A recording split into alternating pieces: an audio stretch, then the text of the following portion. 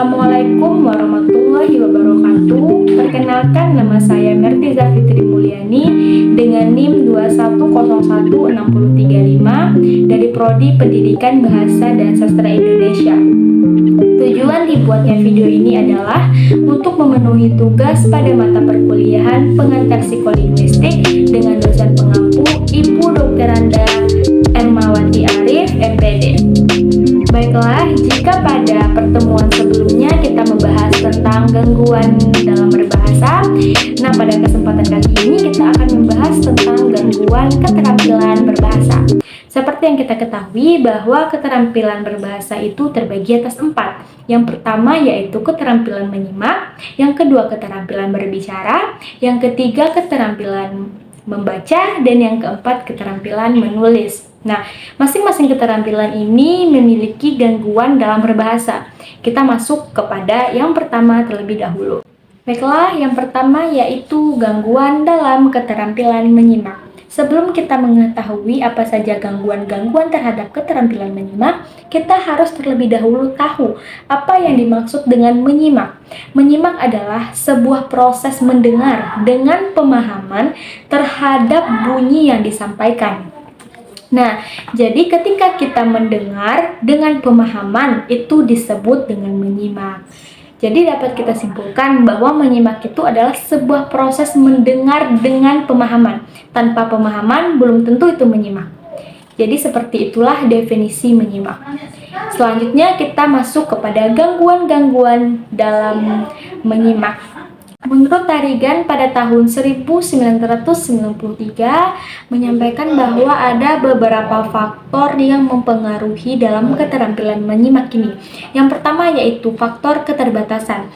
Keterbatasan yang dimaksudkan di sini adalah kurangnya tersedia alat atau buku-buku yang memadai sehingga keterampilan menyimak ini tidak dapat diasah.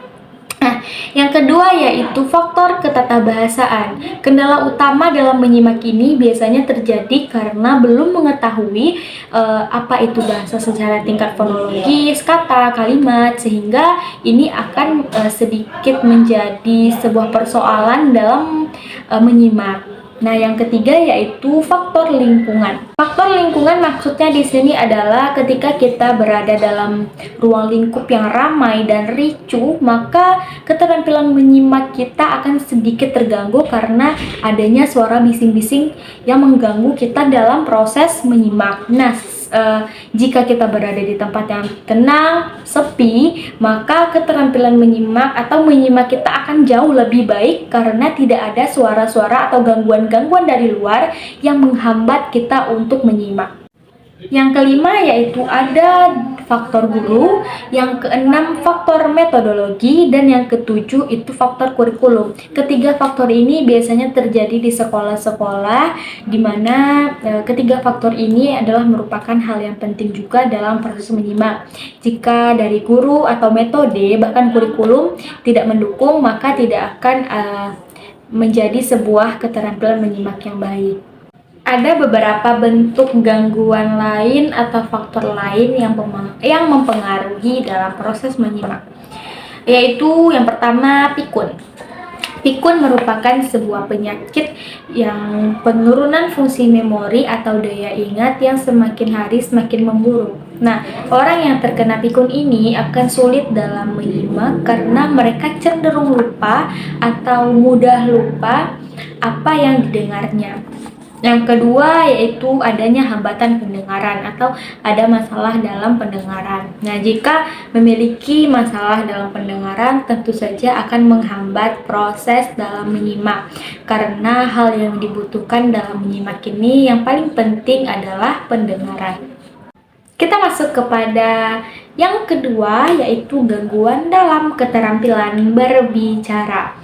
Menurut Nurgiantoro pada tahun 1995 mengatakan bahwa berbicara ini adalah sebuah aktivitas berbahasa kedua yang dilakukan setelah proses mendengarkan. Nah, jadi berdasarkan bunyi-bunyi yang kita dengar, lalu kita belajar untuk mengucapkannya, barulah kita terampil dalam berbahasa. Sama halnya dengan menyimak tadi, berbahasa ini juga sangat erat kaitannya dengan komunikasi, karena dengan berbahasa kita dapat menyampaikan apa yang kita pikirkan, apa yang kita rasakan, dan kita berkomunikasi kepada sesama pun dengan berbicara.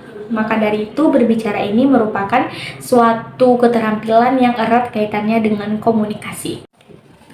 Nah, apa saja gangguan-gangguan yang terdapat dalam keterampilan berbicara ini? Yang pertama yaitu gangguan mekanisme berbicara berimplikasi pada gangguan organik. Ini dapat dirinci menjadi berbicara akibat kelainan.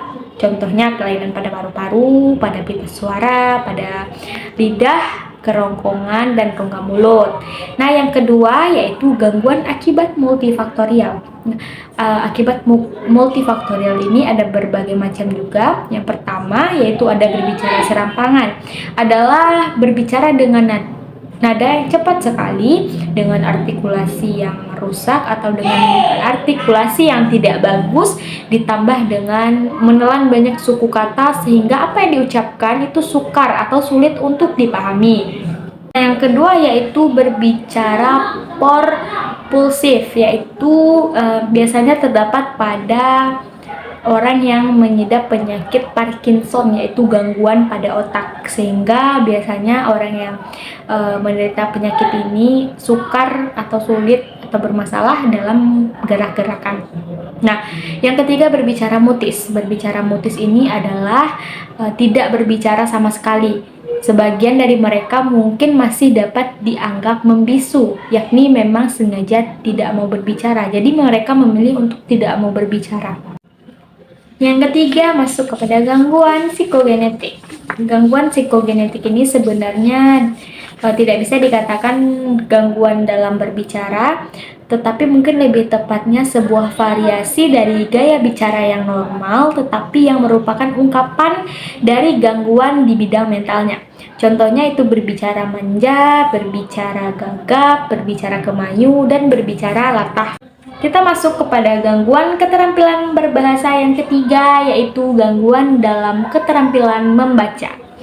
Menurut Krida Laksana dalam Sumardi tahun 1996, ia menyatakan bahwa membaca adalah sebuah aktivitas mengenal dan memahami tulisan dalam bentuk lambang-lambang grafis dan perubahannya menjadi wicara bermakna dalam pemahaman diam-diam atau pengujaran keras-keras. Nah, jadi dapat disimpulkan membaca ini adalah sebuah aktivitas yang perlu mengenal teks dan memahami teks. Selanjutnya yaitu tentang faktor-faktor yang mempengaruhi dalam keterampilan membaca ini. Menurut Arnold dan Lamb pada tahun 1976, ia mengatakan bahwa faktor-faktor yang mempengaruhi keterampilan membaca adalah sebagai berikut. Yang pertama yaitu faktor fisiologis. Faktor ini mencakup kesehatan fisik, perkembangan neurologis, dan jenis kelamin. Keterbatasan neurologis atau misalnya ada cacat pada otak dan kurang matang dalam segi fisik akan menjadi sebuah faktor penghambat seseorang dalam meningkatkan keterampilan membacanya.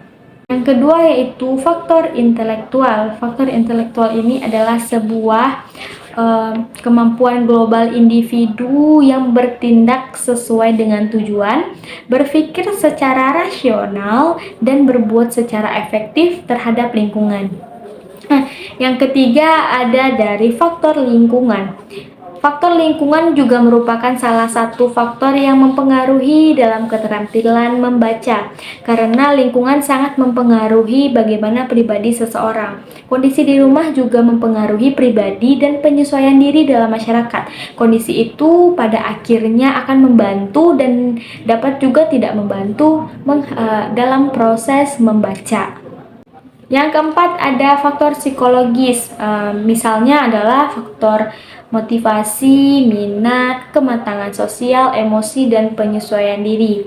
Nah, ini semua sangat mempengaruhi keterampilan dalam membaca, karena jika kurangnya motivasi dalam membaca ya keterampilan membaca juga tidak akan terasa. Nah, itulah 4 faktor yang mempengaruhi perkembangan dalam keterampilan membaca menurut Lamb and Arnold. Kita masuk kepada gangguan keterampilan dalam berbahasa yang keempat, yaitu gangguan dalam keterampilan menulis. Menurut Warsidi pada tahun 2007, ia mengatakan bahwa menulis ini adalah sebuah aktivitas yang menghasilkan tulisan. Namun, dalam keterampilan menulis ini memerlukan pemahaman, pemikiran, kreativitas, dan penugasan tentang tata bahasa yang tepat, dan yang terpenting harus tahu apa yang akan atau apa yang ingin ditulis. Nah, jadi dalam keterampilan menulis ini tidak bisa dianggap keterampilan yang mudah atau keterampilan yang biasa saja, karena untuk menghasilkan sebuah tulisan yang indah diperlukan kreativitas yang tinggi.